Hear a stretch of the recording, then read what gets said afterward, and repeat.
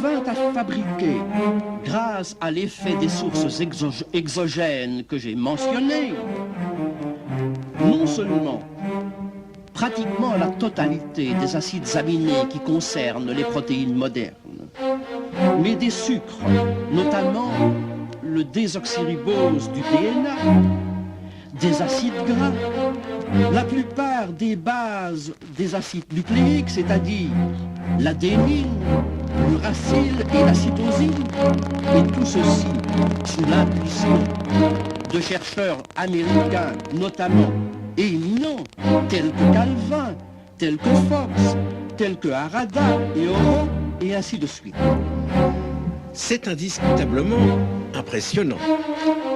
D'une certaine manière, la vie commence à perdre son caractère sacré et surnaturel.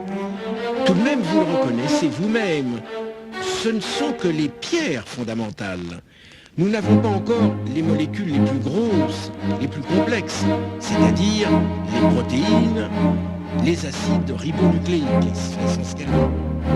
Eh bien, cela, nous y arrivons immédiatement. C'est qu'en effet, le processus en cause, pour devenir significatif et particulièrement éloquent, devait être poursuivi.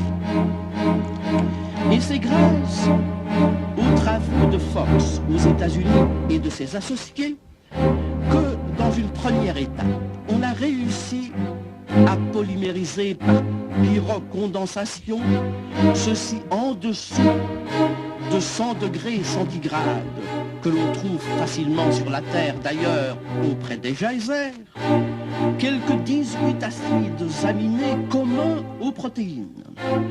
Et on a obtenu ainsi, en présence d'un catalyseur tel que l'acide polyphosphorique, des substances que l'on a appelées les protéinoïdes en raison de leur ressemblance extraordinaire avec les protéines modernes elles-mêmes.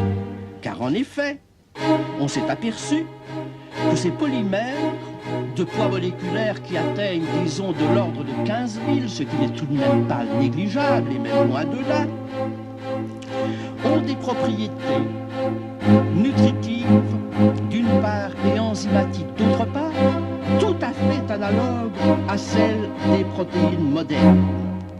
Mais l'observation sans doute la plus essentielle dans ce cadre-là est le fait que lorsque l'on met ensemble dans une éprouvette une vingtaine d'acides aminés, si c'était le hasard qui déterminait la formation des protéinoïdes en cause, il faudrait obtenir pratiquement un nombre infini de ceux-ci par suite de l'immense variété des permutations auxquelles ces acides aminés donneraient lieu.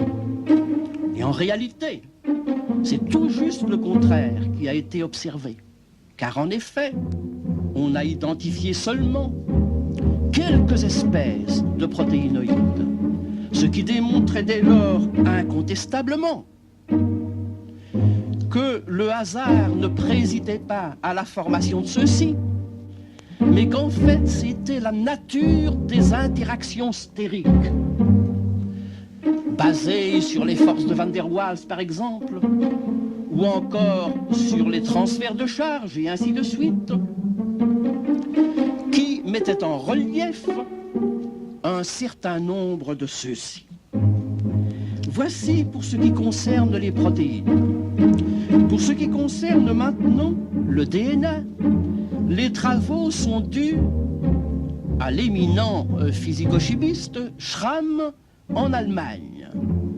Et celui-ci a réussi non pas à aller aussi loin quant au poids moléculaire des polynucléotides, comme on dit finalement obtenus, que Fox en ce qui concerne les protéinoïdes, mais néanmoins, il a obtenu des polynucléotides de poids moléculaire approximativement égal à 10 000, ce qui n'est pas du tout négligeable. Et il a constaté que ces polynucléotides obtenus à partir des nucléotides, c'est-à-dire des pierres fondamentales du DNA, présentent également des propriétés analogiques absolument remarquables. On constate donc vraiment que toutes ces synthèses élaborées s'organisent dans des conditions qui sont parfaitement compatibles avec celles caractérisant les choses au niveau de la Terre notamment.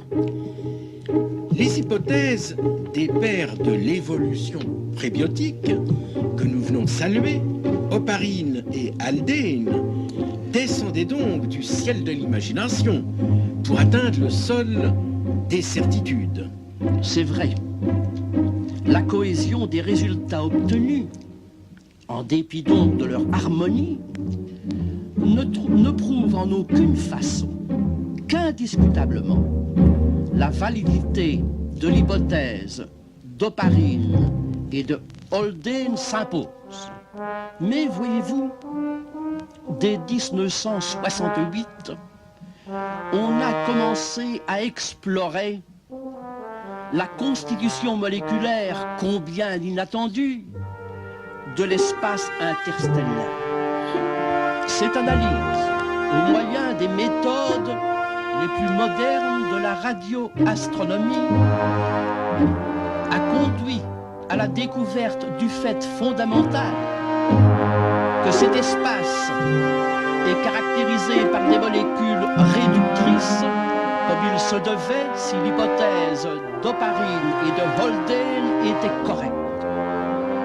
Et outre cela, l'analyse des atmosphères des grosses planètes, qui sont en réalité, à ce niveau-là, des atmosphères également primitives, a mis en relief le fait que celles-ci sont également caractérisées par des molécules réductrices telles que l'hydrogène, telles que l'eau, telles que le méthane et telles que l'ammoniac.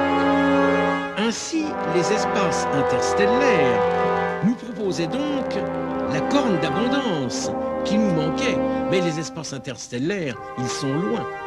Il y a d'abord une remarque à faire. C'est que les planètes surgissent